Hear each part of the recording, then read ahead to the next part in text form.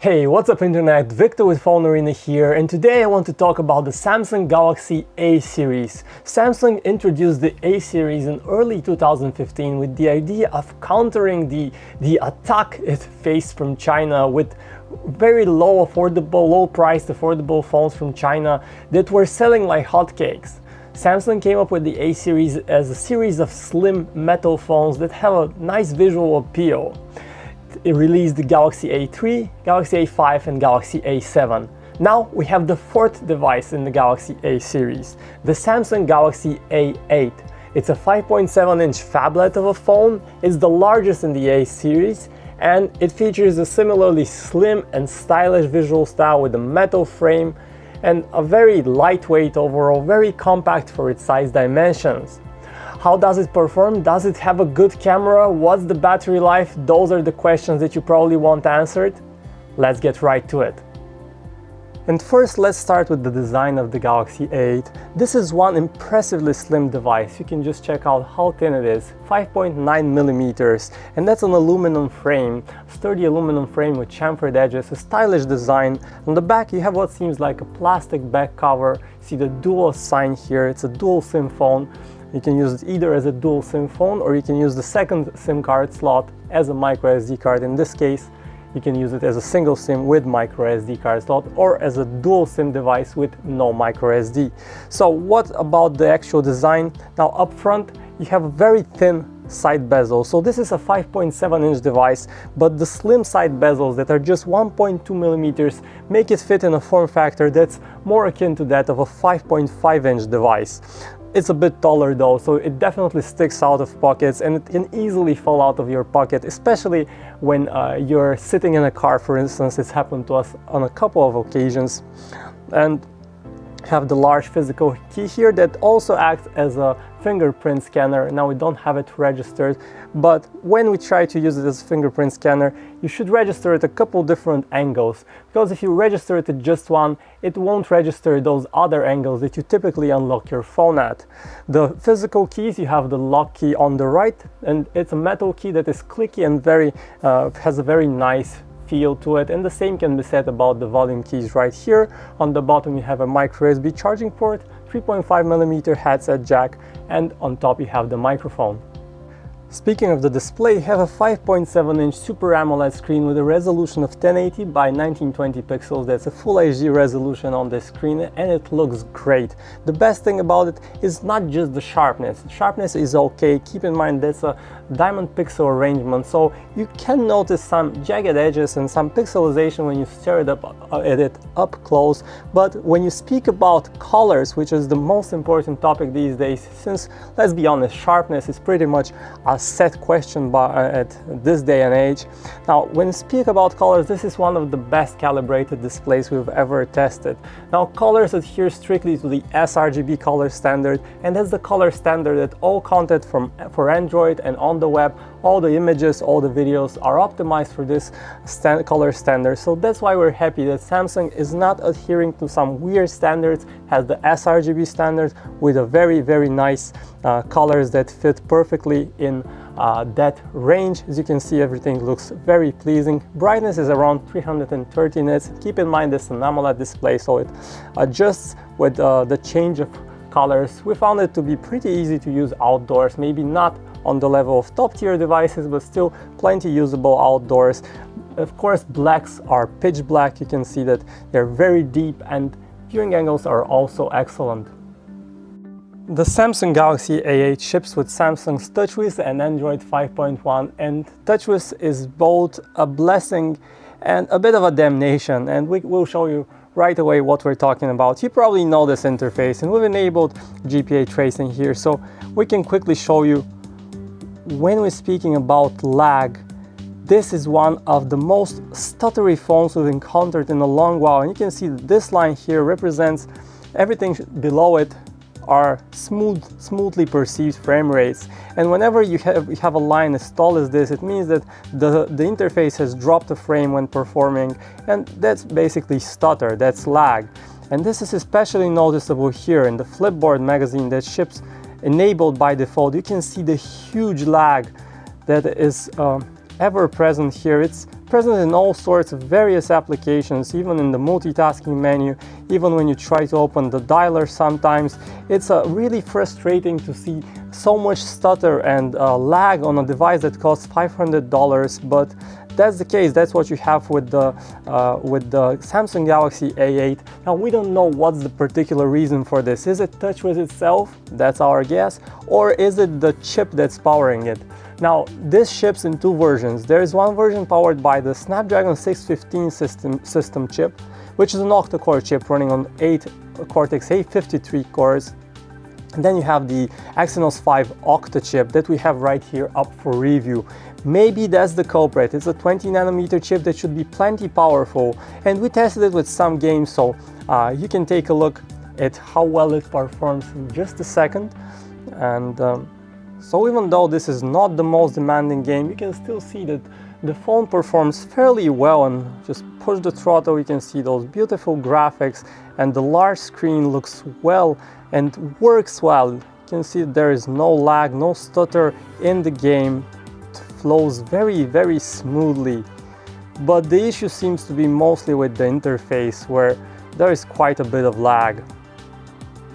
Now, when it comes to storage, this phone comes in a 16GB and 32GB models, and we have the 32GB model for review. As we said, it's a dual SIM device, and you can see that we've already taken out the two SIM slots, SIM trays rather, and this is the nano SIM slot for SIM 1. And here you have the secondary tray that doubles as either a nano SIM slot or a micro SD card slot if you place your micro SD card horizontally. So you have, yes, you have expandable storage if you wish. So what about browsing? Now we have the default internet browser here by Samsung, and let us show you a quick preview of how it looks. And this is what the browser looks like. It's probably a familiar affair. You can see that it's been updated recently with a new tabs menu, and you can easily switch between tabs, and it's called multitasking here, multi-tabbing. You have PhoneArena loading here. It's all in the RAM memory. This phone comes with 2 gigs, so if you just have 2 tabs, it's easy to switch between tabs. You also have the Google Mobile Chrome browser, and when it comes to media apps, you have all the default standard Samsung apps like the gallery that you probably already seen, used to. Nothing new here. You can pinch to zoom in and quickly browse through your images. You can also edit an image. This is an image captured on the Galaxy A8. And you can do some quick edits here as well. You have a very basic and straightforward video player that we won't show here. This is a very straightforward affair, really. And this is what the music player looks like. And that's the maximum loudspeaker volume. Next, let's talk about cameras. You have 16 megapixel camera on the back of this phone, and you have a 5 megapixel camera for selfies on the front. So how do they perform? Now, one common feature that they do share is an f1.9 lens, and those who do photography know that that's a wide lens that allows more light in, and this is a very good thing for night shots, for low light shots, for indoor shots. If you're having a party inside your house, you want to photograph your friends, that's a great thing, as it allows more light in and it allows your subjects to kind of stand out. It's called a bokeh effect. It's not a hugely pronounced bokeh effect here, but it is present. Here's what the camera interface looks like. Keep in mind that you have the quick launch feature here, so you can double click the home button to quickly start the camera app from any place in the menu, and just have a separate video and separate movie recording buttons, and various modes that you can switch between. You have a pro mode if you want to adjust some settings like ISO, white balance, and exposure manually, but it's really, you don't have control over shutter speed, so it's not a full pro mode here. Have panorama, continuous shots, and HDR here is set as a different mode, so if you want to take an HDR image, it does take a while, but it works fairly well, and the result is a very nice high dynamic range picture. Now to the quality of the actual images, it's good, mostly good. There are some over sharpening happening in some weird incidents, but colors are mostly fine. Now this is a 16 megapixel snapper that captures images in 4:3 aspect ratio, which is great, and the quality of the images is overall good. They do lack something a bit in the dynamics, and you might want to use the high dynamic range option here because the highlights often get burned, and you can see this in the sample images right here. When it comes to video, detail is not aplenty, and there's no continuous autofocus feature, so that's a bit of a downer. You have to manually tap to select the focus and then select it on the background back and forth, and that only happens manually, no continuous autofocus. Yo, what's up my man? What's good? Yeah, checking out the Samsung Galaxy A8. We should definitely go out for drinks these days. Yep. Talk to you later. Bye. Call quality is great on the Samsung Galaxy A8. Now voices both in the earpiece and on the other end of the line sound clear, loud, and in their natural tonality, so you have no issues in this regard. Another hugely important issue, battery life. How does the Galaxy A8 do? Now, it has a non-removable battery, but it lasts a fairly long time. In our test, it scored among the top performers with a score of more than 8 hours. And in real life, we use it around a day and a half between recharges. How much does it take to recharge the phone? Now, it doesn't support quick charging, so it will take quite a while. It takes 2 hours and 20 minutes to go from a dead battery to a fully recharged 100% battery on this one. In conclusion, the Samsung Galaxy A8 is a device that is definitely not cheap. It is just a bit lower priced than the highest end phones. It costs $500 off contract, that's the full retail price, and for this you get the 5.7-inch phone with either a Snapdragon 615 system chip or the Exynos 5 Octa. Now, this is not a low price, so what are the positives about this device? First of all, it really is slim, impressively light, impressively compact for its size. It looks good, it's stylish. But for all else, we have some major issues here. First, the performance. You do expect a $500 phone to perform well, at least smoothly, and that's not the case here. There is a very noticeable stutter all around the interface, even when using it for just daily tasks like scrolling around, bringing up the multitasking. All of that comes with a very noticeable stutter. Even the dialer comes up with a bit of a lag. So that's definitely a huge downside for a device that's supposed to work great.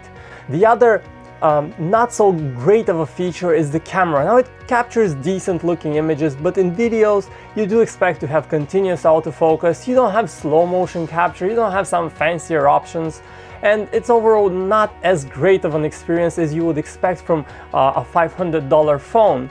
And then again, you have the performance as the biggest downside.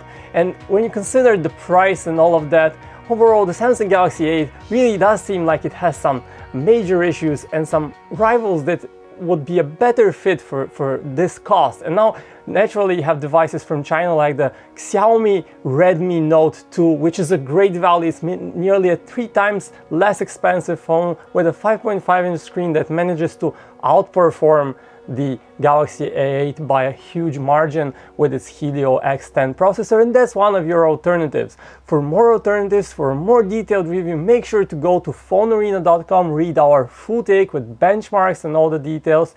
As always, thanks for watching.